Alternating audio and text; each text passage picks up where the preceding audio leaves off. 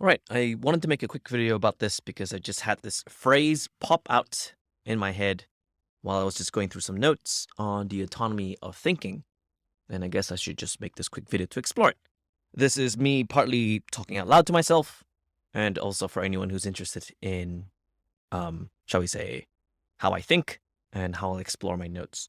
So, the autonomy of thinking is something that I'm just currently pondering over, and this is a phrase to capture the thought of asking the question,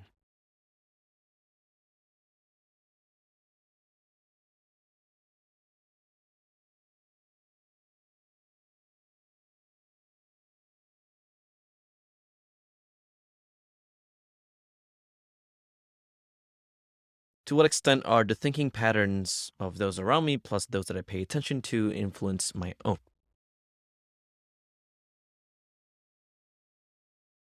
Now, for a lot of people, they may not necessarily find this what's the word for it? A fascinating pondering or thought, but to me, this is a big one because I get worried about the sovereignty of my own thinking. If I don't have any of these emergent ideas come up, whether it's a question that I'm asking for myself, whether it's systems, whether it's um, conclusions derived from my own experiences, and I outsource all of that jazz into, rather outsource all of that to things that I consume instead online. So let's just say, oh,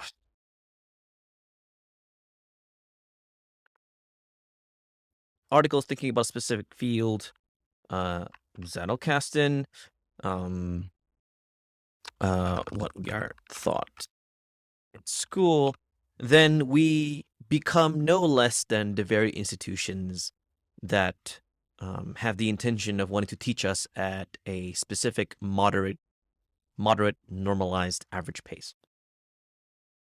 What do I mean by that? So far, from what I've noticed in educational institutions, schools, etc., this is mostly derived from personal experience. They they decide to, or they default to, creating a curriculum um, that can bring everyone, regardless of their rate of learning, their thinking patterns, etc., to a standardized format, which is great, right? Because standardized formats are really great ways of, to a certain extent, introducing order at scale. When I say order at scale, I mean we take a look at a village of geniuses. So let's just say, assume genius does not scale and is subject to the individual in a village of geniuses.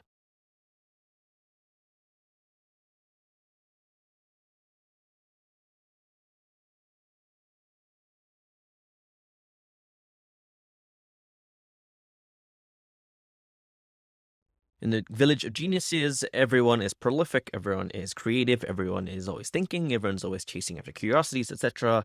And that means that each individual within that village, they harbor this level of acceptance and mutual understanding of each other in terms of how they think, how they communicate, but they also respect those at specific distances. So you start to realize, as someone outside of that box, and you look into this village and you're like, wow, this carpenter is really, really smart. Or like, oh wow, I didn't know the village chief was a PhD in like 9 fields or whatever they are, that prolificness starts to become evidence of how their thinking is derived from these, I mean, what you call out their first principles, but rather um, perceptions that are received firsthand. So if I were to be a person, if a person is born into this village and uh, and they are not taught how to live, but they are taught to perceive, then eventually they will begin to create frameworks of their own. This bleeds into um, environmental design. And in environmental design, when you're highly influenced by the things around you, whether physically or spiritually or culturally, then that starts to shape your mind. Um, since human beings are, you know, uh, born to live and then to eventually die, you want to make sure that the first few years of your life,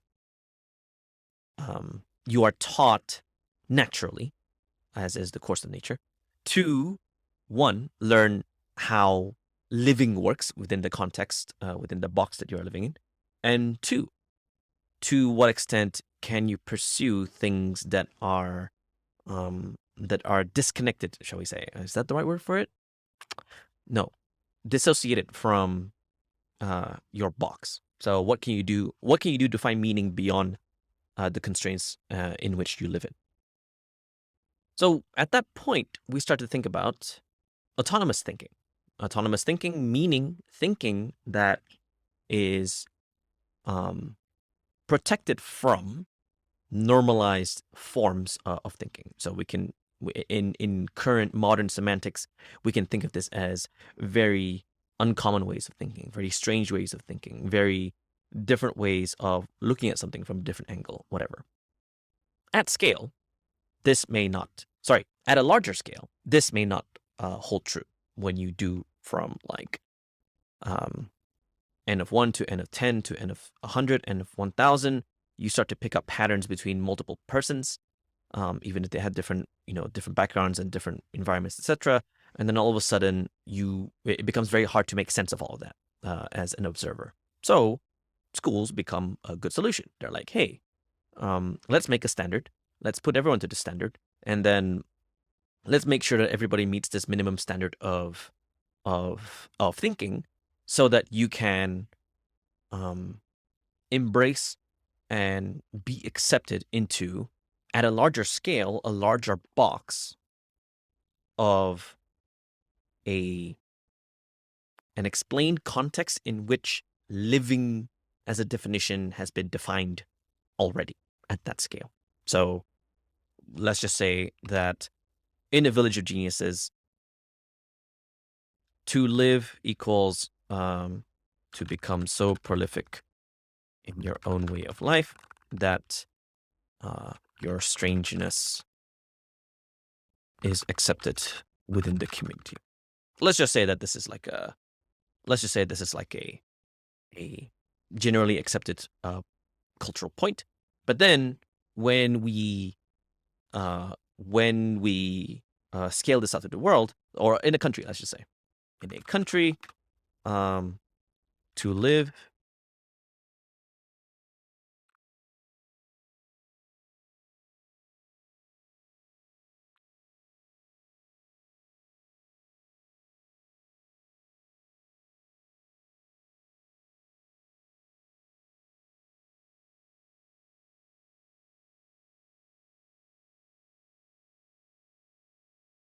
Oh, I do not have society here. Okay, that's interesting.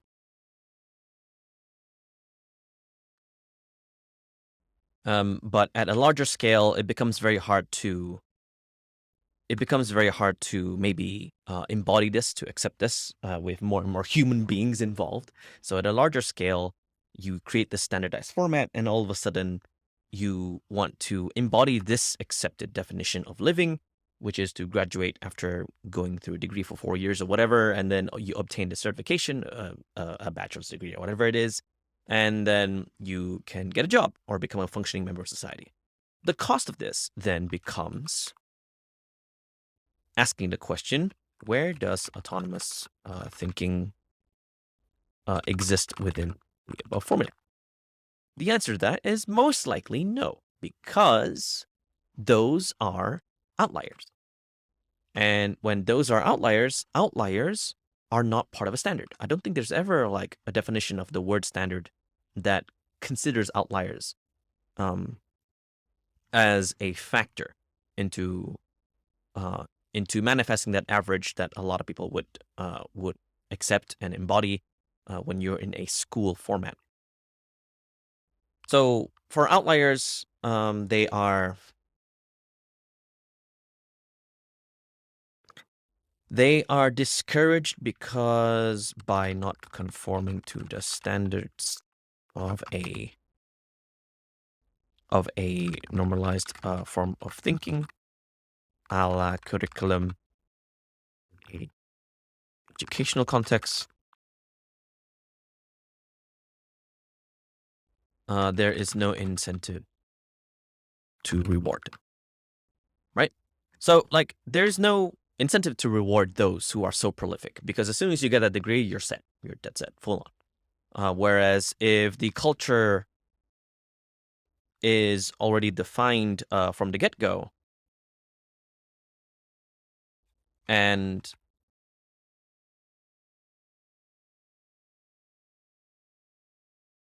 perceiving becomes the main point of learning, where you are taught to explore and ponder about the world, and then yes, you can contribute back to the village. It's just that it will be in your own way. But then at a larger scale, that becomes very difficult to maintain, to view, to elaborate on, to find evidence of good use of application, etc. Because there's just so many different kinds of people. So a standard is like the best way to make sense of all of this. So at scale, it becomes sorry, let me just write that again. As scales grow, it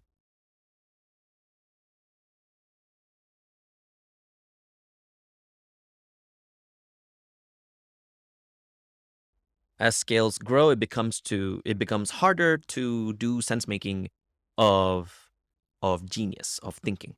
And of course, especially because thinking is like it's like an intangible concept. You can't really tell if someone has different forms of thinking until they articulate on that. Now, the point of all this is that when exploring this, you then ask the question about autonomy, the autonomy of thinking. Once we look at scales as an example here, we then apply it to us, right? Or at least for me, because this is technically a video for myself, to myself, my participation on the internet,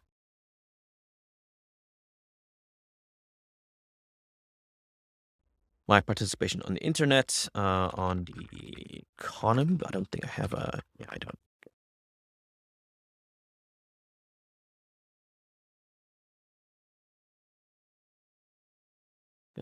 I'll make a new note on this because that's actually very important. Not the dotted line. My participation on the internet, on the economy, and the mechanics of society dictate that whatever I do is done at the scale, at this large and grand scale, and therefore a lot of attention that can be found, whether it's audience, whether it's population, etc.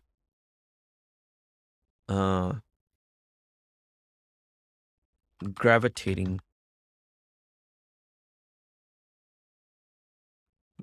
towards the norm will not.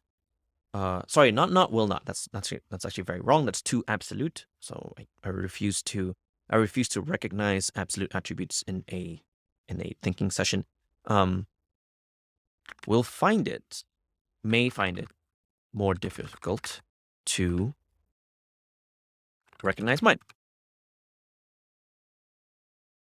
Recognize my forms of thinking, contributions, etc. Because I'm just a drop in the ocean of populations and voices, etc.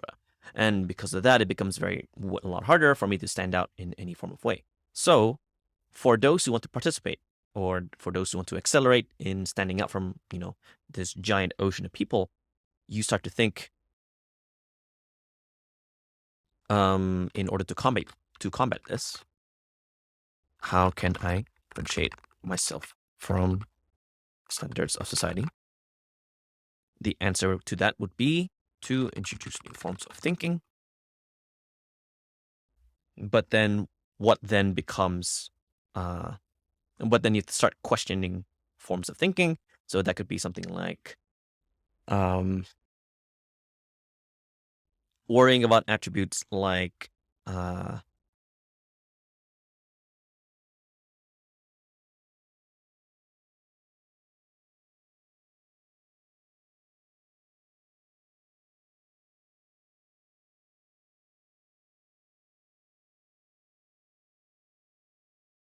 they introduce new forms of thinking, but will I replicate them in my life, or will I look at them as a reference and then manifest my own?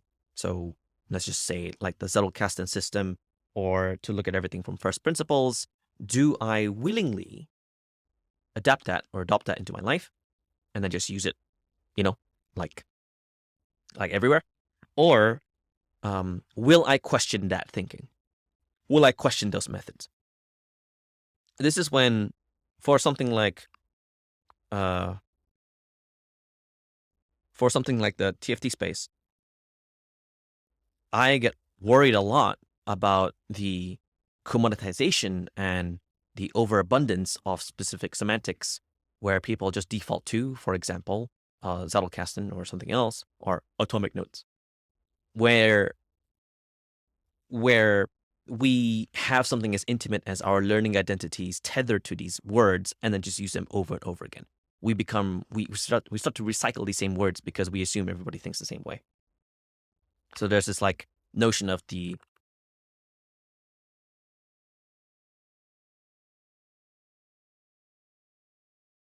I don't have it here. Okay. The sensitivity of learning identities. How do we know that we are thinking as ourselves versus emulating / replicating the patterns of thinkers? Sorry, no, not the thinkers. Replicating the patterns of our heroes and trying to copy them. Now, for some, maybe you don't really care about this. Like, if it works for you, that's great. This is something that I actually worry about a lot. I don't want to be Leonardo da Vinci, right? Like, I love him. He's a great guy, right?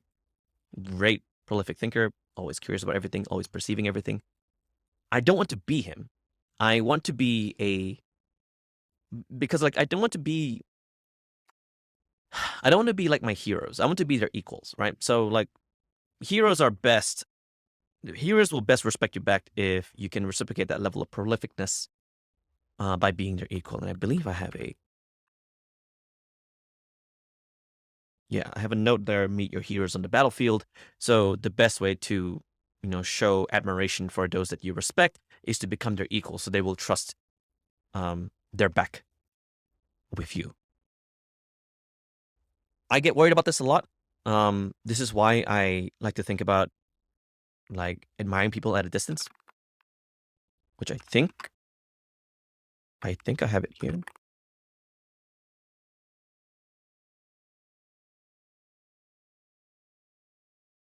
No.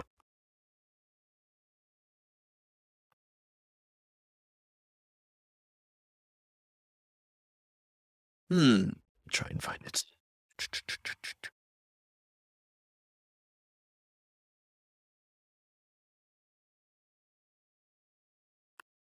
No, I don't have it. I believe I have it somewhere. Let me just see if I can find it. Right, okay, I've pulled up some pages. I forgot what these are, so I need to check them in a bit. But the one that I wanted to pull out actually here is distance respect. So let's see if I can find it.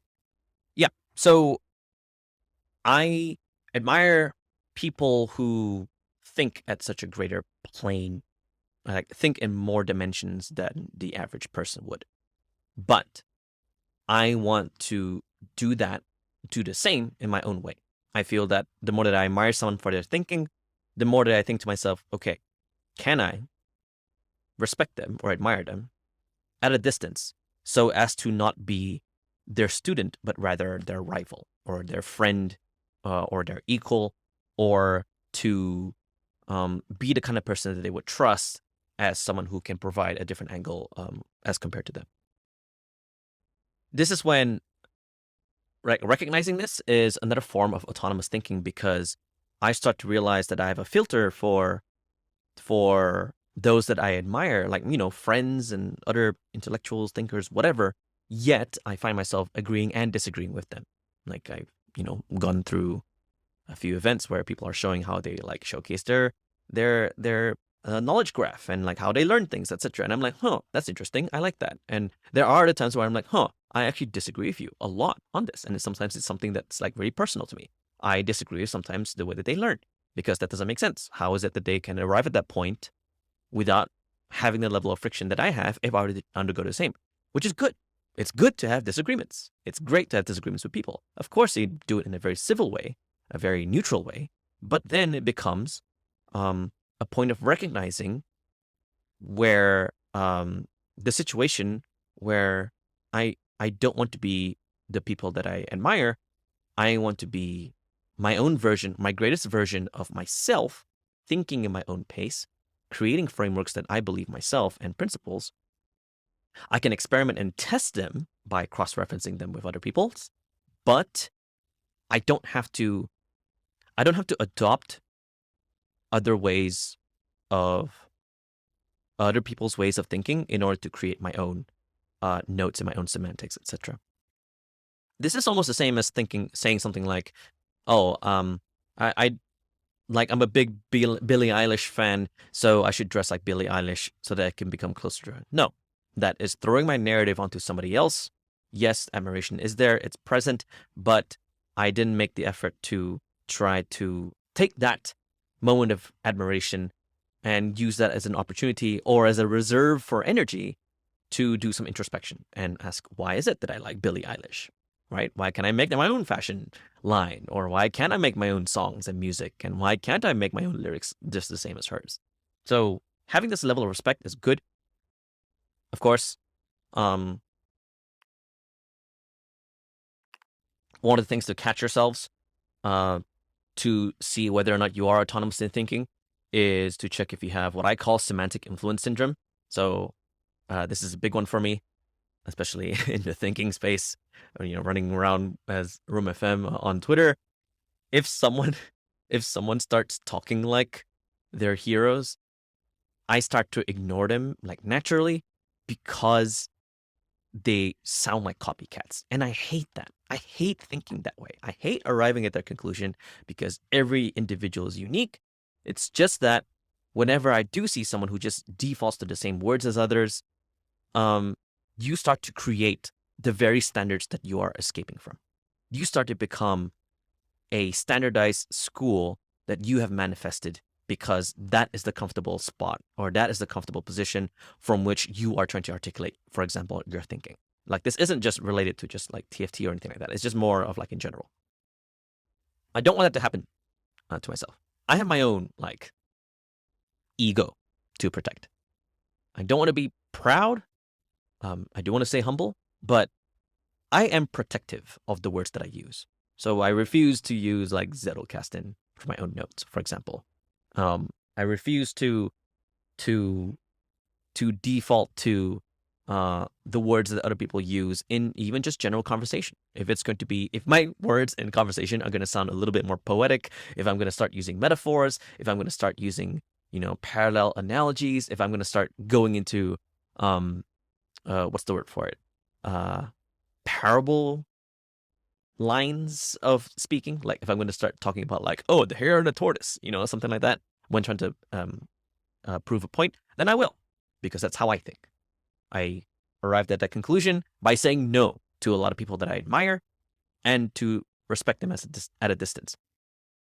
Using them as references, sure, but I will not subject myself to the semantics of somebody else, because I prefer to walk the journey in my own way. I prefer to reach Mordor in my own way, with my own map and my own information that I've collected from other people. But I don't want to walk down the same, footprints as, Sam and Frodo, for example. I want to make my own adventure. I would rather write my own book about like, for example, Adlerian psychology, as opposed to just completely taking the semantics of Courage to be Disliked, which is a great book that I really, really enjoy. I really, really admire. But what if I want to explore those same levels of struggles that the author has done to articulate that book in my own way? So if they wrote it in transcript format, I will do it in a different way. Maybe I'll do it in podcast format. Maybe I'll do it in a video format. Maybe I'll do some interpretive dance to showcase to you semantics, which can be verbal/nonverbal, because it's me. By choosing to not subject myself to semantic influence syndrome, by choosing to be unstandard, by choosing to recognize these borders, the true rationales as to why these standards exist, I now know a lot better where I stand as an individual. So in the end, the exploration of this phrase, which I guess I'll just, I guess I'll just I'll page it because I might want to explore it in the future. I then know who I am. And by knowing or showing these notes, you now know who I am too. So therein comes the question, when you see my videos, when you see my notes here, when you see how I talk to myself out loud, how close am I to somebody else in this world of 7 billion other humans, right? How close am I to anyone else? I have created this castle from which I stand and sit on the throne to share my voice, share my message, etc., in my own words. And that may be for you as the observer, my dear friend, to a lesson. That could be something for you to learn from. So there we go. It's a win-win situation. Basically, it's a win-win situation for everybody if I'm just freaking weird, right? Now, let me just look over these other pages because there might be something I can use. Okay, so the pages that I put up here, there's barely anything in them except for Thinking at the Edge, which was, I believe, Thinking at the Edge is a synonym for the logical interpretation of this thought that I'm having at the moment, which is autonomy of thinking. So if Thinking at the Edge is like a creative version or interpretation of it, then the logical version of it is autonomy of thinking.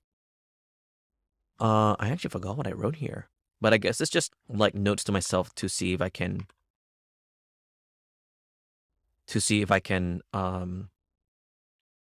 create a bastion of thinking for myself, so that other people won't be able to invade it of their own.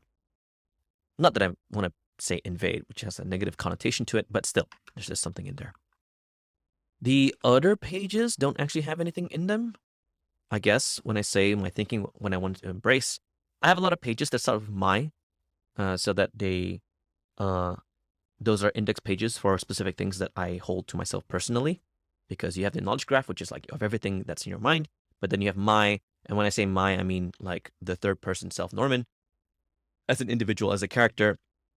What does he want to embrace? What attributes does he want to uphold? For this page, my thinking I want to embrace, I guess, is just based off of foundations of Adlerian psychology and Bucky's thoughts, I guess, and future of thinking. I actually forgot what this is about, so I'm just gonna take that out here. So yeah, just some like thinking out loud parts. I thought I would have it out there if you're interested in, looking at this. You have something to say. If you agree or disagree, let me know. I would love to be challenged about this. I would love to be proven wrong.